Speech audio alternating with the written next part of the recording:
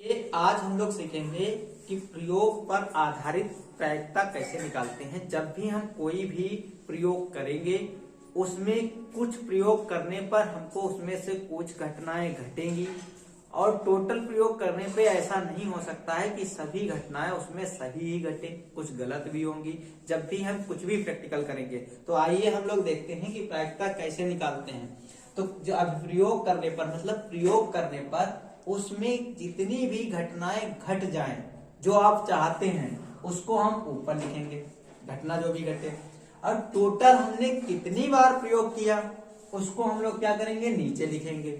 तो इस तरीके से आपको उसकी घटना के घटने की प्रायिकता आ जाएगी। आइए देखते हैं, एक सवाल दे रखा है, आपसे कह रहा है एक सिक्के को 1000 बार, मतलब हम एक प्रैक्टिकल कर रहे हैं, एक सिक्के को हम कितनी बार उछाल रहे हैं, 1000 बार उछाल रहे हैं। तो 1000 बार उछालने पर हमको निम्नलिखित बारंबारताएं प्राप्त होती हैं। क्या बारंबारताएं प्राप्त होती हैं कि अगर हमने सिक्के को 1000 बार उछाला है ऊपर तो हमको 455 बार चित्त प्राप्त होता है।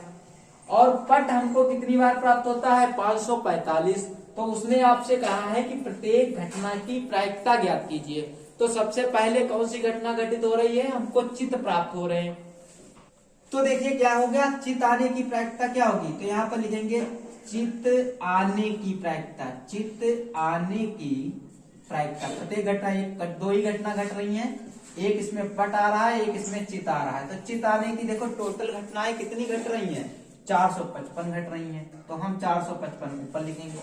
और हमने प्रयोग किया कितनी बार, 1000 बार किया है। तो 1000 को हम लोग क्या करेंगे, नीचे लिख देंगे। तो हमारी प्रायिकता कितनी आ जाएगी, 1000 से भाग करेंगे तो 0.455 आंसर आ जाएगा। फिर देखो दूसरी भी तो घटना है इसमें, प्रत्येक घटना कह दिया, प्रत्येक घटना का मतलब पट भी आने की प्रायिकता निकालो। तो यहाँ पर लिखेंगे पट आने की प्रायिकता। पट आने की प्रायिकता, एक घटना ये हो गई। तो पट आने की प्रायिकता कितनी होगी, देखो पट कितनी बार आया है, पट आया है 545 बार। टोटल कितने हैं, 1000। 1000 से इसको भाग करेंगे तो हमारे पास क्या आएगा, 0.545 आपका आंसर आ जाएगा। तो इस तरीके से प्रयोग पर आधारित प्रश्नों को हम लोग हल करते हैं। आइए देखते हैं दूसरे प्रश्न में आपसे क्या कह रहा है।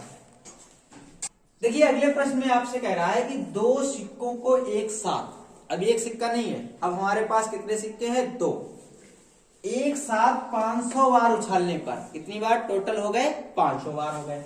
अब उसने कहा है कि दो चित्त हमको प्राप्त होते हैं, दो चित्त घटना घटती है ऊपर आने की 105 बार।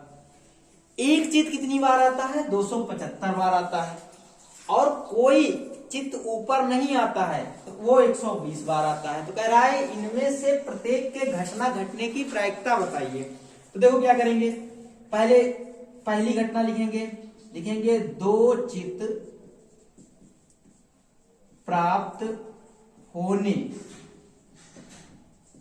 की प्रायिकता क्या हो जाएगी, दो चित्त प्राप्त होने की प्रायिकता। देखो दो चित्त कितनी बार प्राप्त हुए हैं, कितनी बार घटना घटी है, अब प्रयोगों की कुल संख्या में तो 105 बार घटी है। टोटल कितने हैं, 500। अब देखो इसको भाग कर देंगे काट पीट के। तो जब भाग करेंगे तो इसका आंसर आपके पास आएगा 0.21। इसी तरीके से अब मेरा एक चित्त प्राप्त करने की प्रायिकता क्या होगी, तो यहां पर लिखेंगे एक चित्त जो है वो प्राप्त होने की प्रायिकता क्या हो जाएगी। देखो एक चित्त कितनी बार मिल रहा है, 275 बार। और टोटल कितनी बार है, 500 बार। अगर हम 500 से 275 को भाग करेंगे तो हमारे पास आएगा 0.55। भाग कर लेंगे सभी लोग।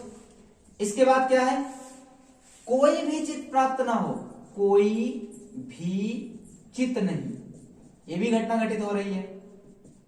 प्राप्त होने की घटना क्या हो जाएगी, देखो चित्त कितनी बार प्राप्त हुआ, 120 बार। तो 120 हम लोग क्या करेंगे, ऊपर लिख देंगे। टोटल कितनी बार है, 500 बार है। क्या करेंगे, इसको भाग करेंगे 120 को 500 से तो आ जाएगा 0.24।